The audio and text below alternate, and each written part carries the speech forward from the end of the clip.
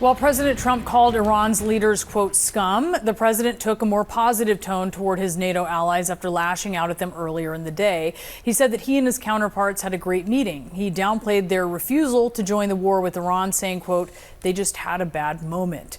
Let's talk about that relationship now with Ivo Daalder, former U.S. ambassador to NATO. He's now a senior fellow at the Harvard Belfer Center and hosts the World Review with Ivo Daalder podcast. Ambassador, thanks for being with us.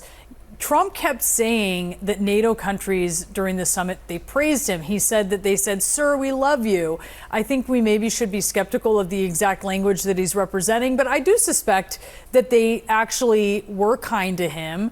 I guess my question for you then is, are they, still trying to win him over? Or are they really just trying to draw out what they may see as the U.S. abandoning its leadership role in this decades-long world order? I mean, how do NATO countries see it, do you think?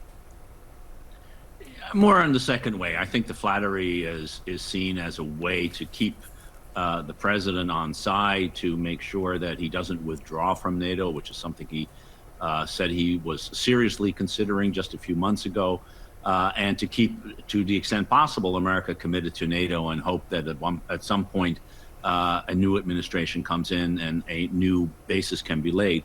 But also because they need time. They need time to build up their capabilities. They have been wasting away their defense spending for far too long. They have underinvested in defense for well over a quarter century now, and only now are they starting to invest the kind of resources necessary to build up the capability. But you can't do that on day one. The commitment is there.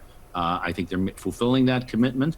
But buying the equipment and finding ways to build up the forces and to take more and more responsibility for the defense of Europe is just a question of, that takes time. And the United States, in the meantime, needs to remain engaged. So I think there is both flattery that is designed to help Trump to stay on side, and it seemed to have worked in this meeting, but then also a realization that something very fundamental has changed. So Trump diminished this rift with Europe today. But I do wonder, considering this is a tough day for Trump when it comes to the Iran war. He was very clearly angry by what has transpired as he's talking about restarting the naval blockade, maybe hitting Iran tonight militarily.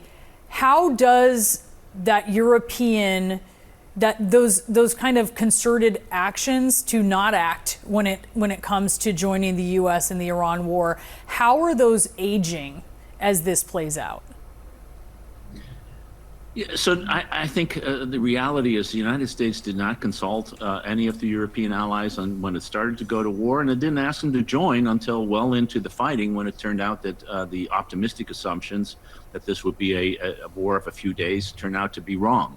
I also think that the president, although he doesn't like to admit it, realizes that actually having access to European bases, having access to European airspace is absolutely critical to continue for the war itself and to continue to hold Iranian targets at risk. You can't just do that either from the United States or from Israel, which is the other place in which they have some forces, and of course in the Gulf countries. You need access to European bases, and as the NATO Secretary General pointed out to President Trump, about 5,000 sorties were taken off in the 6 weeks of the war from European bases, and so he, while he was unhappy with the fact that the Europeans didn't do what he wanted them to do after the fact, he also realizes, the United States, if it wants to be a global power, will need access to Europe, which is a pretty central place from a geographical location, in order to achieve the objectives that we set ourselves, including to hold at risk targets in Iran.